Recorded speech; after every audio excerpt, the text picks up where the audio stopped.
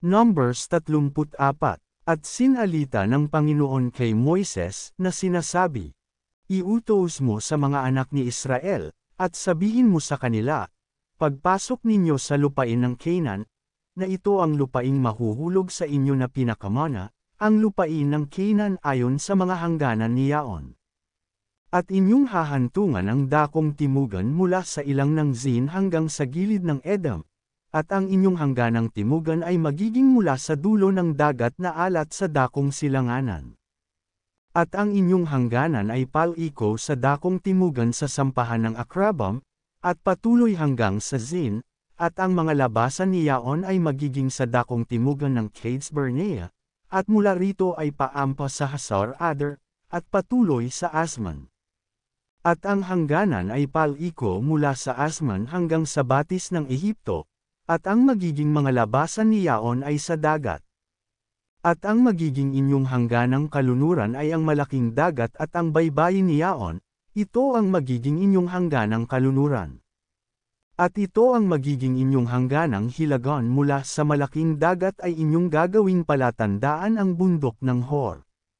Mula sa bundok ng Hor ay inyong gagawing palatandaan ang pasukan ng Hamath, at ang magiging mga labasan ng hangganan ay sa Sedad. At ang magiging hangganan ay palabas sa Zifren, at ang magiging mga labasan ni Yaon, ay ang Hasar Enan, ito ang magiging inyong hangganang hilagan. At inyong gagawing palatandaan ang inyong hangganang silanganan mula sa Hasar Enan hanggang Sepham. At ang hangganan ay pababa mula sa Sepham hanggang sa Ribla, sa dakong silanganan ng Ain, at ang hangganan ay pababa at abot hanggang sa gilid ng dagat ng Sinereth sa dakong silanganan. At ang hangganan ay pababa sa Jordan, at ang magiging mga labasan ni Yaon ay abot sa dagat na alat, ito ang magiging inyong lupain, ayon sa mga hangganan ni Yaon sa palibot. At iniutos ni Moises sa mga anak ni Israel, na sinasabi, ito ang lupain na inyong mamanahin sa pamamagitan ng sapalaran, na iniutos ng Panginoon na ibigay sa 9 na lipi, at sa kalahating lipi. Sapagkat ang lipi ng mga anak ni Ruben ayon sa mga sangbahayan ng kanilang mga magulang, at ang lipi ng mga anak ni Gad ayon sa mga sangbahayan ng kanilang mga magulang, ay nagsitanggap na, at gayon din naman ang kalahating lipi ni Manases ay nagsitanggap na ng kanilang mana.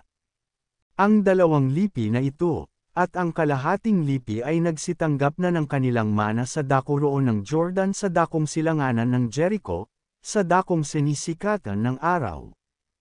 At sinalita ng Panginoon kay Moises na sinasabi, ito ang mga pangalan ng mga lalaki na magbabahagi ng lupain sa inyo na pinakamana, si Eleazar na saserdote, at si Josue na anak ni Nun. At maglalagay kayo ng isang prinsipe sa bawat lipi, upang magbahagi ng lupain na pinakamana. At ito ang mga pangalan ng mga lalaki, sa lipi ni Juda, ay si Caleb na anak ni Jephon. At sa lipi ng mga anak ni Simeon, ay si Samuel na anak ni Amiad. Sa lipi ni Benjamin, ay si Elidad na anak ni Chislan. At sa lipi ng mga anak ni Dan, ay ang prinsipe Buchi na anak ni Jogli. Sa mga anak ni Jose, sa lipi ng mga anak ni Manases, ay ang prinsipe Haniel na anak ni Ephod. At sa lipi ng mga anak ni Ephraim, ay ang prinsipe Chemiel na anak ni Siftan. At sa lipi ng mga anak ni Zabulon, ay ang prinsipe Elisaphan na anak ni Farnach.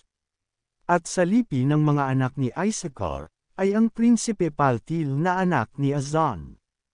At sa lipi ng mga anak ni Azer, ay ang prinsipe Ahiad na anak ni Selomi.